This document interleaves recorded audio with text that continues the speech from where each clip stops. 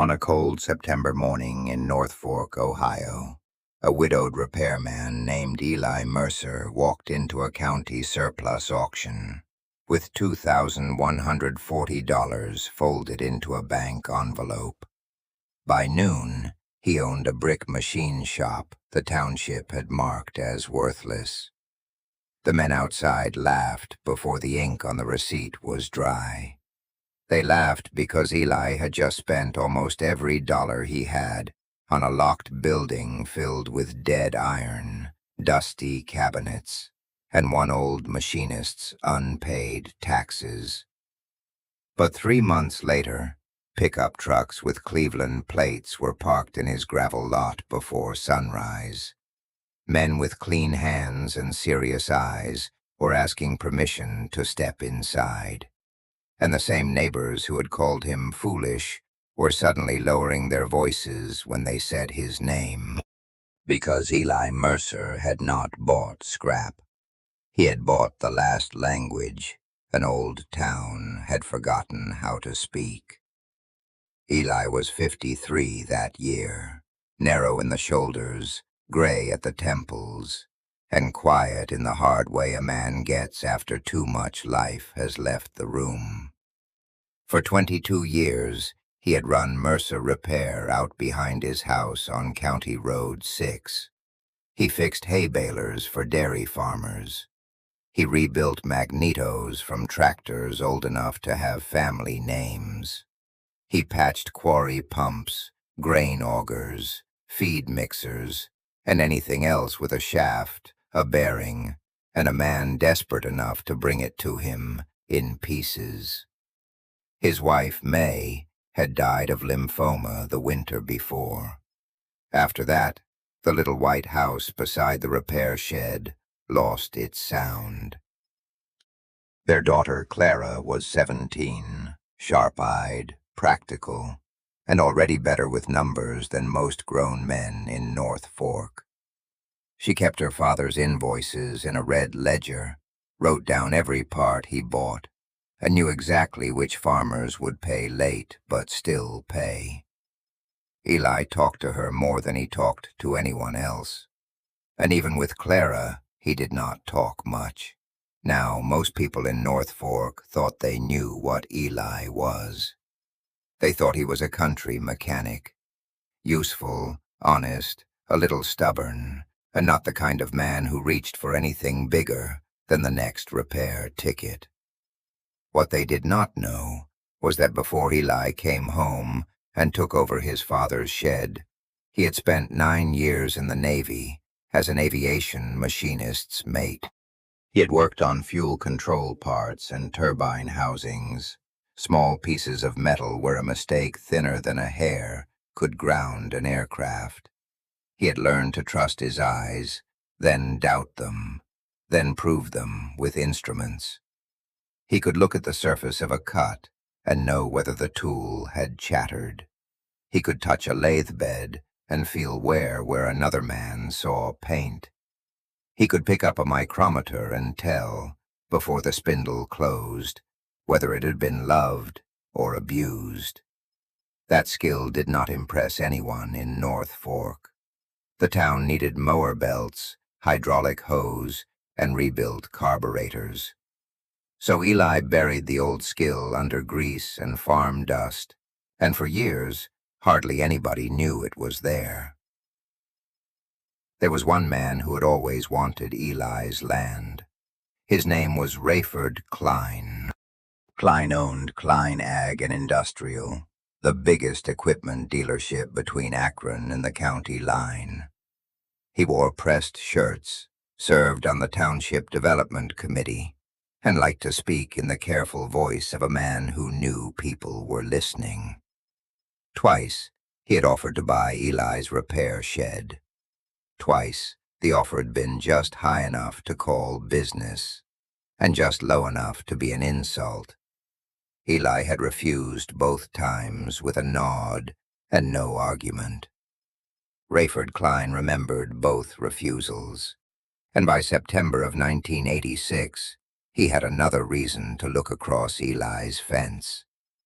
A trucking distributor was sniffing around for a loading yard. Klein had the front acreage.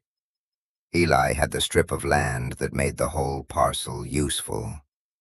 That was the ground underneath everything that happened next. The dead man's name was Jonas Bell. For nearly 40 years, Jonas had run Bell Instrument Works from a narrow brick shop behind the shuttered creamery on Depot Street. He was a machinist, but not the kind most farmers understood. He did not weld trailer hitches. He did not patch plow frames. He made small, exact things for people who needed metal to obey. Fixtures for a Cleveland optical plant. Repair pieces for old surveying instruments. Tiny threaded parts for tool and die shops that no longer had anyone patient enough to make them. Jonas had no wife, no children, no church circle, and no habit of explaining himself. He unlocked the shop before dawn. He locked it again after dark. He died in July, sitting in his kitchen chair with a radio playing low beside him. He left no will anyone could find. He also left 5 years of unpaid taxes, so the county took the building. Then the county listed the building, the contents, and every tool inside as one lot. Starting bid, $250. The auction notice went up on the board at Snyder's Feed on a Friday afternoon. Eli saw it after buying 2 belts and a gallon of solvent. He stood in front of that paper longer than a man stands in front of an auction notice for junk. Because 15 years earlier, a retired toolmaker passing through North Fork had told him something over coffee. He had said, Jonas Bell bought his whole shop in 1950 from a closing instrument contractor outside Rochester. Not one machine, the whole shop. The benches, the measuring blocks, the fixtures, even the cabinets. The old toolmaker had shaken his head when he said it. He got the good stuff before people knew they were throwing away the good stuff. That line had stayed in Eli. He had carried it around in the back of his mind with 1,000 other useless facts. But when he read the auction notice, that useless fact suddenly had weight. The public preview was Monday morning. At 10 o'clock, the county man unlocked Jonas Bell's shop, swung open the steel door, and let the town look inside. By 10:30, 6 people had walked through, and 5 had walked out laughing.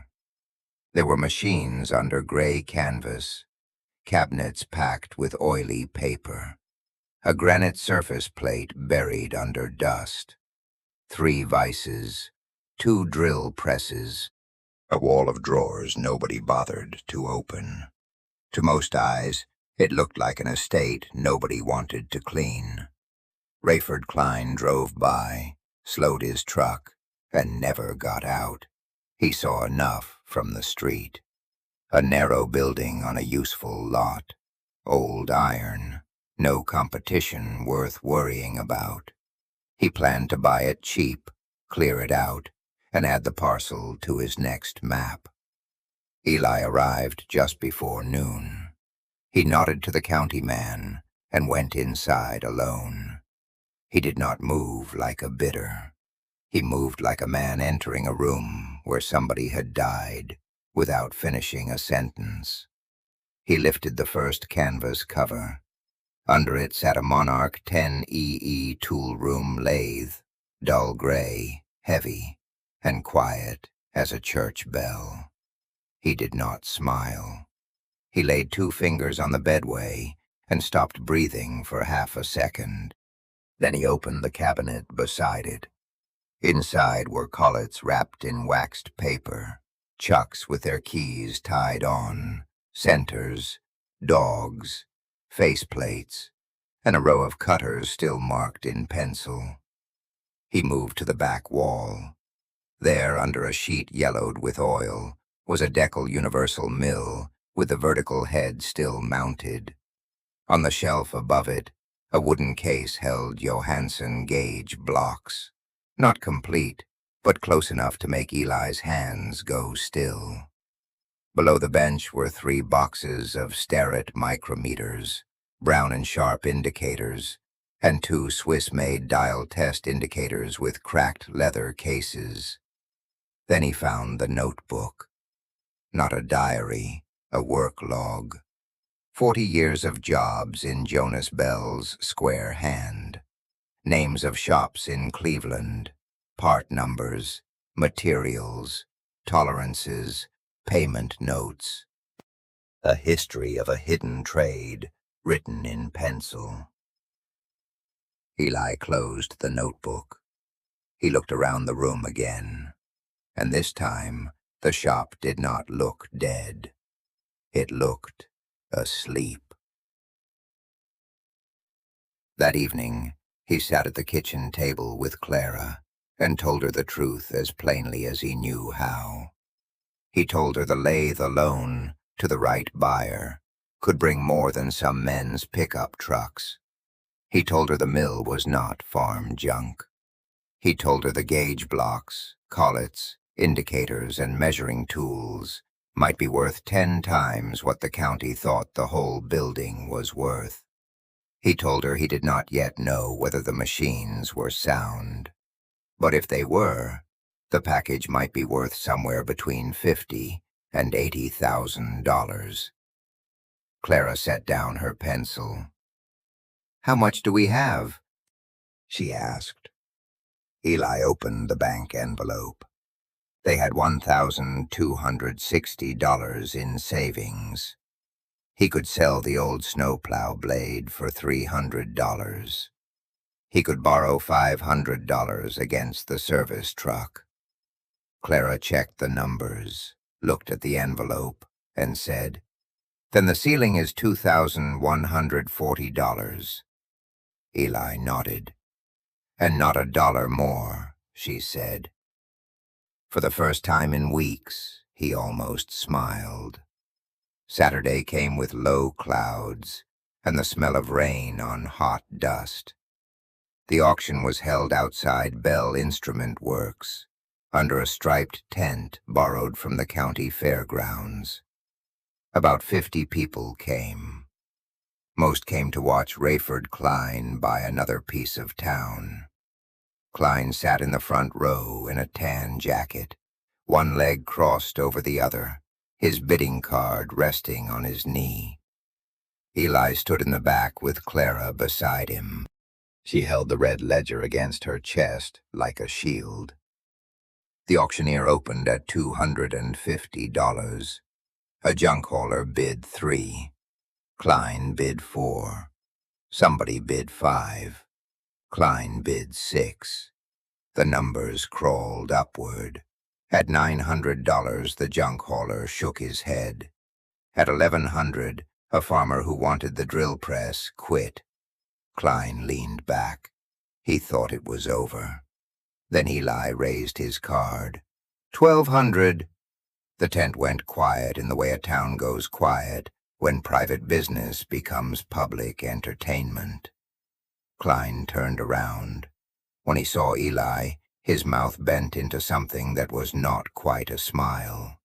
"13, he said. Eli said, "14. Klein said, "15. Eli said, "16. Now people were turning in their chairs. Klein looked at the brick wall, then at the roof, then back at Eli.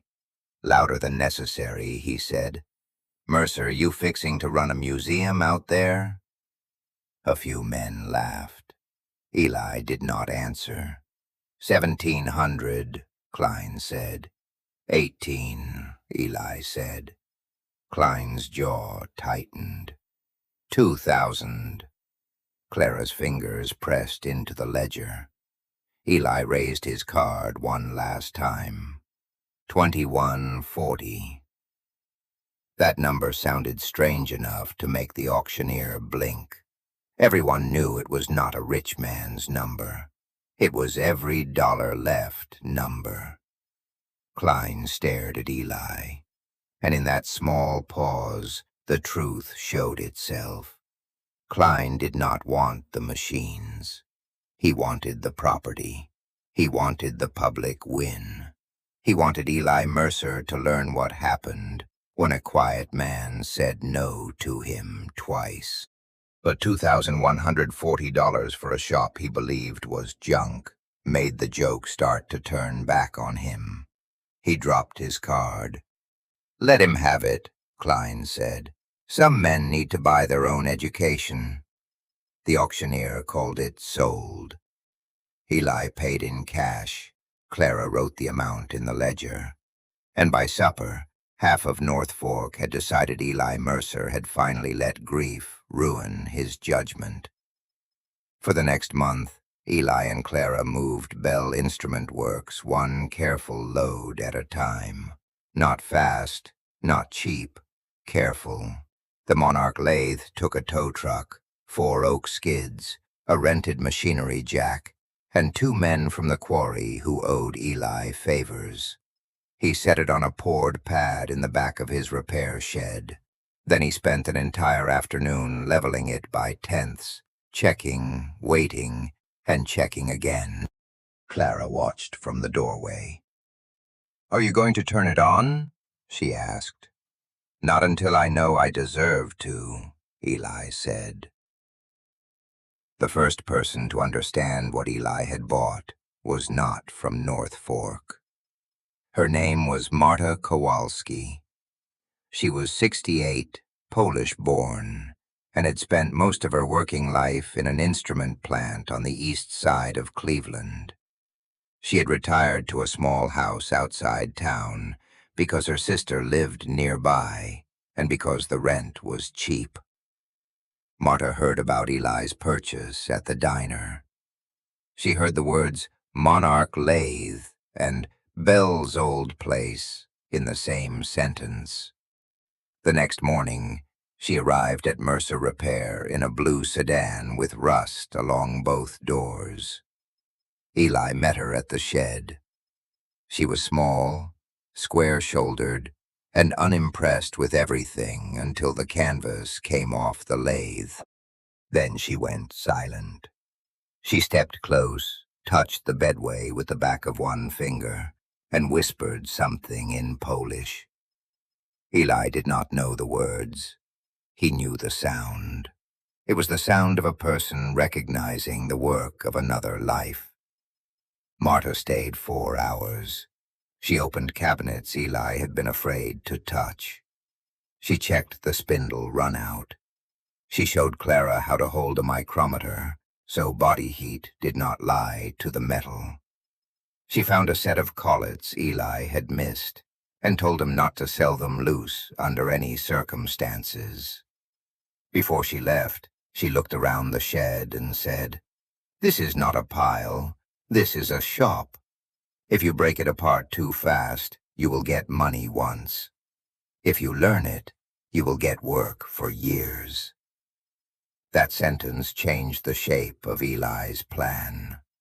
He did sell some pieces. He had to. A tool dealer from Youngstown paid $750 for a set of duplicate indicators and 2 height gauges. A gunsmith from Pennsylvania gave him $1,200 cash for collets, small chucks, and a set of threading tools. A retired gauge maker from Cleveland bought the incomplete Johansson blocks for more money than Eli had spent on the auction deposit. Within 6 weeks, Eli had brought in just under $9,000, enough to repay the truck loan, enough to fix the shed roof, enough to put a new furnace in the house before winter. But he did not sell the Monarch. He did not sell the decal. He did not sell the surface plate or Jonas Bell's work log. Instead, he began turning the repair shed into something North Fork had not seen in 20 years. a precision shop. That was when Rayford Klein stopped laughing. He saw the out-of-town trucks. He saw men in clean jackets walking into Mercer Repair and leaving with wrapped tools. He heard, because everyone heard, that Eli had turned $2,000 into enough cash to pay off debts before Halloween. And he heard the part that bothered him most. Eli was not selling out. Eli was building in place. So Klein did what men like Klein often do when the open road does not lead where they want. He found a side road with paperwork on it. One Wednesday afternoon, he had lunch with Vernon Sipe, the Township code officer. Vernon owed Klein money on a generator account that had been carried far longer than any normal account would have been carried. Over coffee, Klein wondered aloud whether Eli Mercer's shed was still operating under the old agricultural repair variants his father had received in 1959. He wondered whether the sale of machine tools counted as commercial resale. He wondered whether setting up precision manufacturing required a different occupancy permit. He was not accusing anyone, of course. He was just asking. 2 weeks later, a certified letter arrived at Eli's house. Clara read it first, then Eli read it. Then neither of them spoke. The township alleged that Mercer Repair was operating outside its approved use. All commercial machine tool resale was to cease immediately.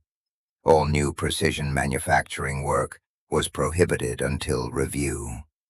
And if the matter was not resolved within 30 days, the township would consider revoking the existing repair variance entirely. That variance was the paper that allowed Eli to keep his father's business open.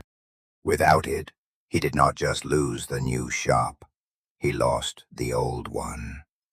The letter was signed by Vernon Sipe, but Eli and Clara both knew whose shadow was on it. That night, Eli sat alone in the repair shed. The Monarch stood in the back corner, half lit by a work lamp. Jonas Bell's notebook lay open on the bench. For the first time since the auction, Eli wondered if he had mistaken knowledge for safety. He had known the machines. He had known the value. He had known the work. But he had not known how quickly a man with the right lunch table could turn a future into a violation. He thought about selling the lathe. One phone call would do it. The Cleveland dealer had already offered $14,000. The money would pay the taxes, clear the loan, and make the township letter somebody else's problem. He could go back to hay balers, back to pumps, back to being useful enough to keep around and small enough to ignore. Then he looked at Jonas Bell's work log. 40 years of jobs. 40 years of small exact parts made in a town that never knew what it had. Jonas had kept the skill alive and died with nobody beside him who could use it. Eli saw, with a kind of shame, that he had been preparing to do the same thing, not with machines, with himself. He had mistaken silence for strength. He had mistaken refusing help for dignity. But a lathe does not work alone. It needs centers. It needs collets. It needs measuring tools. It needs hands trained slowly enough to hear when metal is lying. A man is not much different. At midnight, Eli walked into the house. Clara was awake at the kitchen table, the red ledger open, the township letter beside it. Eli stood in the doorway for a long time. Then he said, "Thursday night, I'm going to the Union Hall." Clara looked up, "And I'm going to ask people to come with me to the hearing." She closed the ledger. "Good," she said. Nothing more. Just good. North Fork's Union Hall sat beside the old rubber plant. A low brick building with a leaking roof, and a coffee urn that had been burning the same flavor into meetings for 30 years. By 7 o'clock Thursday night, nearly 70 people had filled the folding chairs. Farmers, retirees, a few quarrymen, the diner owner, the feed store clerk, 2 township trustees. Rayford Klein sat in the second row, clean-shaven, calm, and waiting. Eli came in with Clara on one side and Marta Kowalski on the other. He carried a cardboard box. The room quieted when he set it on the front table. He took out 4 things: the township letter, Jonas Bell's work log, a small polished brass test piece wrapped in cloth, and 3 appraisal letters from specialty tool buyers, each stating in plain words that the equipment from Bell Instrument Works had real value. Eli looked at the room. For a moment, his voice did not come. Then it did. "Most of you saw me buy Jonas Bell's shop in September," he said. "Most of you thought I had bought scrap. I understand why. I didn't explain myself. I wasn't sure enough yet." He unwrapped the brass test piece and set it in the light. "This was turned on the old Monarch last Sunday." Marta checked it. "It is within 2/10 over 1 inch. That means 2 ten-thousandths. The room did not fully understand the number, but they understood the way Marta nodded. Eli went on. "The shop I bought was not junk. It was precision equipment. Some of it I sold to pay debt and keep my house warm. Some of it I kept because I believe I can bring paid work into this town. Not big work, exact work. Work the big plants still need when their machines break and their young operators do not know the old ways." He touched Jonas Bell's notebook. "This log proves that kind of work came through North Fork for 40 years. We did not see it because we did not know how to read it." Then he lifted the township letter. "Now I have 30 days before the township can shut me down. If they revoke my variance, I lose the shop my father started. I am not here to ask anyone for money." His throat tightened. He looked once at Clara. "I am here to ask you to stand where I can't stand by myself." The room stayed silent. Then an old dairy farmer named Paul Denner rose from the third row. "Eli Mercer kept my milk cooler running the summer my boy was in the hospital," Paul said. "Wouldn't take payment until September. If he says that machine brings work, I believe him." Then Ruth Salvo, who owned the diner, stood up. "He fixed my walk-in freezer twice and charged me for 1 service call. I'll sign whatever letter needs signing." A quarry foreman stood, then the feed store clerk, then Marta Kowalski. She faced the trustees, not the crowd. "I worked 39 years in precision instruments," she said. "The machine in his shed is not a hobby. The man operating it is not pretending. If this town is wise, it will not throw away the one person who can teach it." Finally, from the back, the auctioneer himself stood. He removed his cap. "I listed Bell's shop at $250 because I did not know what I was selling," he said. Eli did. That is not fraud. That is competence. Rayford Klein did not move. He did not need to be accused. The room had already understood him. Within 12 days, the complaint was withdrawn pending a revised permit. Within 6 weeks, the township granted Mercer Repair a limited precision machining variance, with conditions Eli could meet. No outside storage, no night noise, no retail traffic beyond appointment. It was not victory with a parade.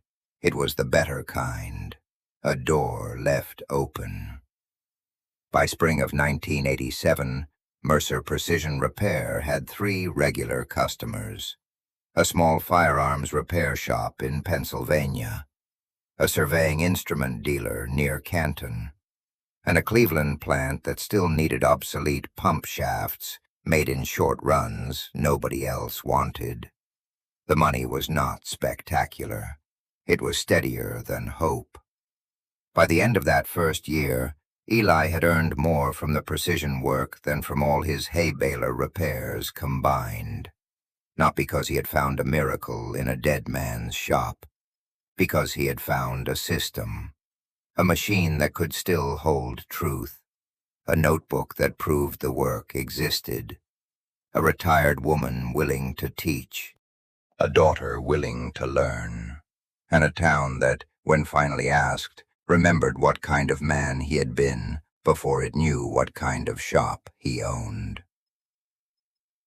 One morning in April, Clara stood at the Monarch with her sleeves rolled past her elbows.